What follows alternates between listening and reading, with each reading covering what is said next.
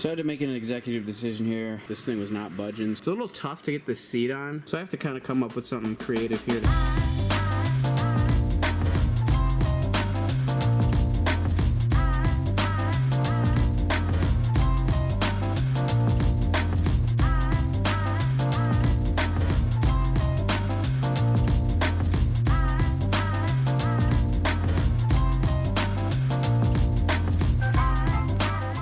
Four quarts of this stuff, and then a little bit of this extra just because this bike is completely drained.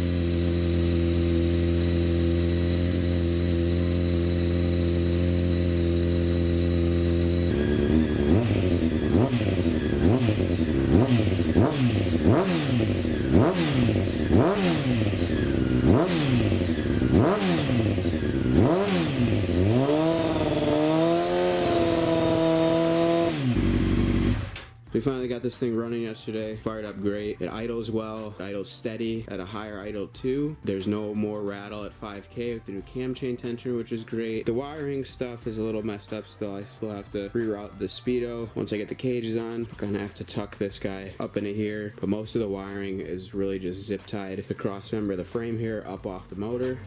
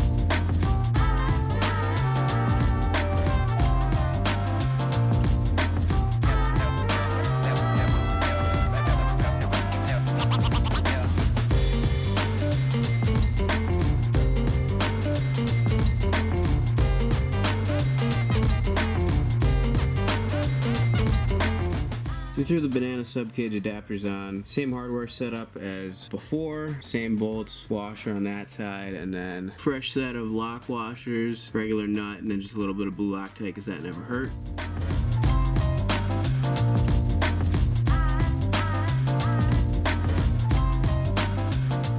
Doing 30 foot-pounds for the subcage, 25 on the adapters.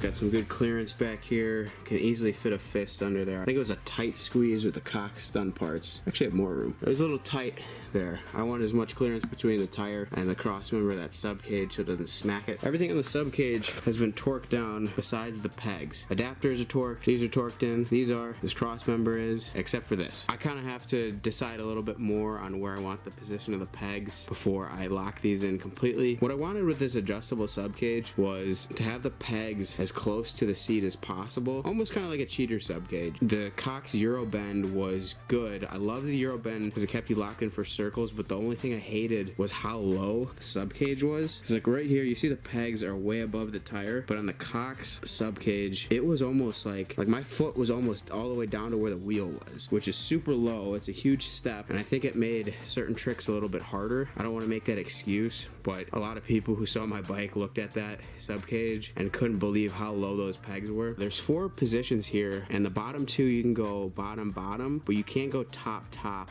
They're slightly off the way they were tapped, so you can either do bottom, or you can angle it this way, or you can angle it that way. Angling it this way raises it up more, which is what I wanted. I wanted everything as high as possible, the subframe. I think I like how this subcage is gonna work. You know, the Euro bend, I can deal with it. I rode the Grom for years with the straight pegs, and I never have any issues doing circles with that. And these things are super grippy too. You know, if you really want a Cox Euro cheater subcage, they will do it for you. I actually emailed them and they said they would do it, but I didn't know where the pegs were gonna be, and having the adjustability is nice because now I can put them wherever I want, whatever feels right, whatever feels comfortable. So that's why I went with this. I'll throw in a picture here of the Cox subcage and you'll be able to see how low those pegs actually were. And every bike that I see, the subcage pegs are always like at the tire crest or like above.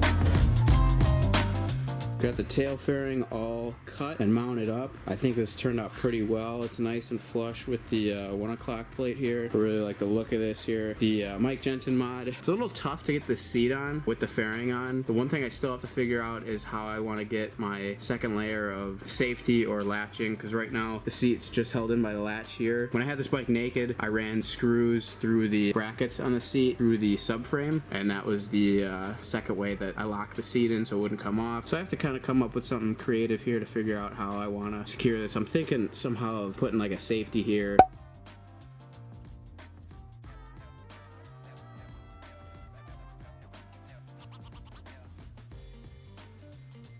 I'll pop the fairing off and show you exactly what I did. Obviously we have the push pins. You can see a screw there, just how it is on the OEM. The only other place I cut on this tail fairing was this right here. Typically, you see the raised portion would come along the back here, but the back of my seat was hitting this back here and making it even more difficult to get the seat on. So I just trimmed it flush and pretty much in line with that right there, and that gives me some more clearance. So here's what you gotta do to mount the fairing in the third spot. Typically, the passenger pegs that are stock have a threaded hole already there that the normal bolt goes through, but what I ended up doing, it kind of lines up perfectly. So I just drilled a hole into the adapters and tapped the hole. It's an M6 1.0, at least for the bolts that I used. And I chose to use the battery tray bolts. There's a set of bushings and a washer and bolt that typically hold the battery tray like back here on the subframe, but these are M6 1.0 bolts that I used, and I just tapped a hole right here, and then I took those bushings that typically go on the battery tray and I just shoved them into the fairing on both sides, and that helps keep the bolt nice and tight so there's not a lot of play.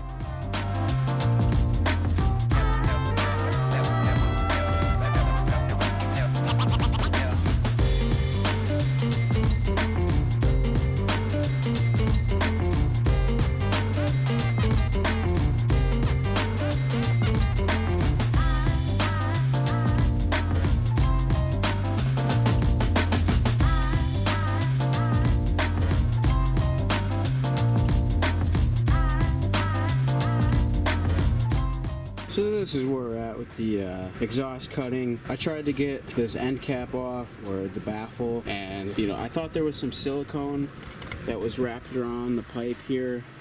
I tried to cut it away with a box cutter and just kind of pry the carbon fiber off, but that didn't really work well.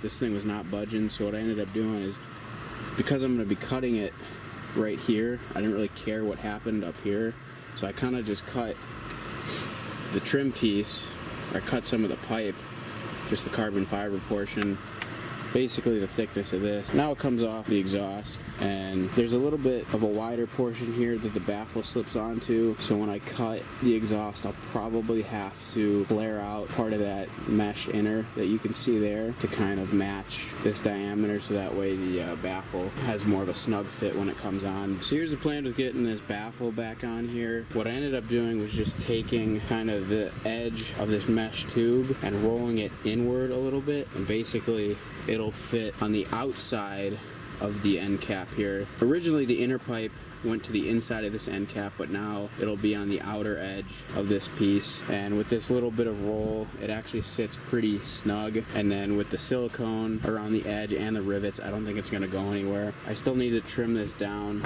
just a little bit more. I wanted to be a little conservative in the beginning to make sure I had enough.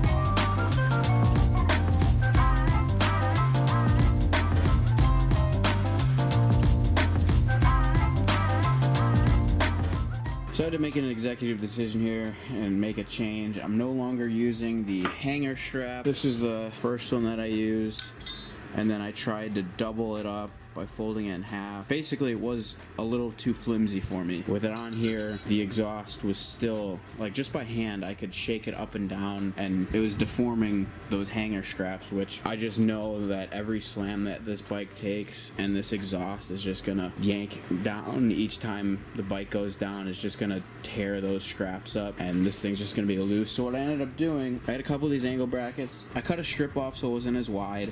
That's what I'm using right there. But basically same concept. I have it mounted back here on the sub cage, and then I have a spacer that I found that I drilled to fit the bolt, and then it's just closed in with a nut on that side there. This exhaust is so much more sturdy, which is exactly what I want. This is obviously a lot thicker piece of aluminum compared to that hanger strap, so it'll be a lot more sturdy. So I'm gonna throw some Loctite on the back of this, maybe clean up the edges of this bracket, and that'll be the setup for this exhaust. I can't use the OEM bolt because the flange is a little too high. If I drilled the hole lower down here, I probably would have been okay, but I just took a regular M8 nut, threw it on the back there. I still have the washer here. I'm using the bolt that came with the either it came with the Yosh pipe or that was the OEM hanger bolt for the exhaust up there, and then just drilled a hole in the bracket for that bolt, hole in the bracket for up there. And the way I kind of measured stuff out was I started up here and I drilled this hole, mounted it, and then kind of figured out where I needed to make this bend. Kind of had the bolt-in spacer, put the nut on, and I clamped it, and I just kind of lined it up, eyeballed it where I think the bracket would have gone here, and then I bent it in a vise. And then once I found that, I just had to find a bolt location, so I just kind of backed everything out and then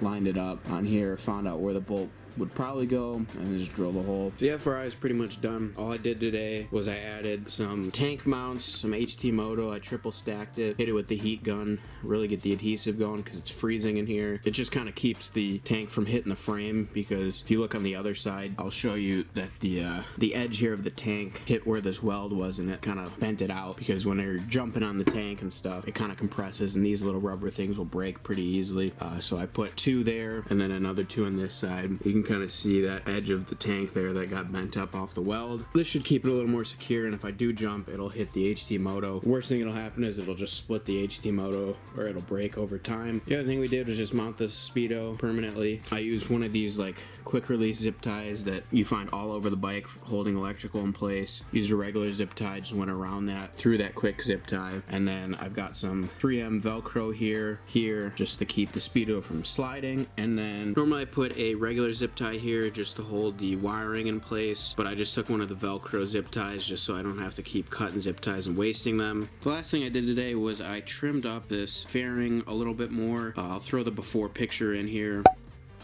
I wanted this right side fairing to be more symmetrical to the left side. So for this side, I created a template based on the left side and tried to match the cut that I made there towards the upper part of the fairing. And once I did that, it looked okay, but I didn't like the strong point that was kind of still covering the case on this side, so I ended up just following the body line right here. Before, the fairing went like up there, and it kind of covered the case. It looked kind of weird. And then to match the left side, it has a cut like this, and then it was a little bit of a sharp point like that. So what I decided to do was just trim this part of the fairing away and just follow the right crankcase cover, that body line down there. I think that looks a little bit better. It looks a little cleaner. That's basically the last thing that's got to happen on this bike, is just paint the fairings. I'll probably repaint the tank or wrap it, but color match everything, get it all set. Otherwise, she's running real good, is what it seems like, and this bike's ready to go. Just got to get a few cosmetic things, and then we're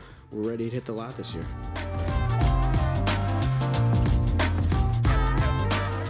Hottest stash in the carpet.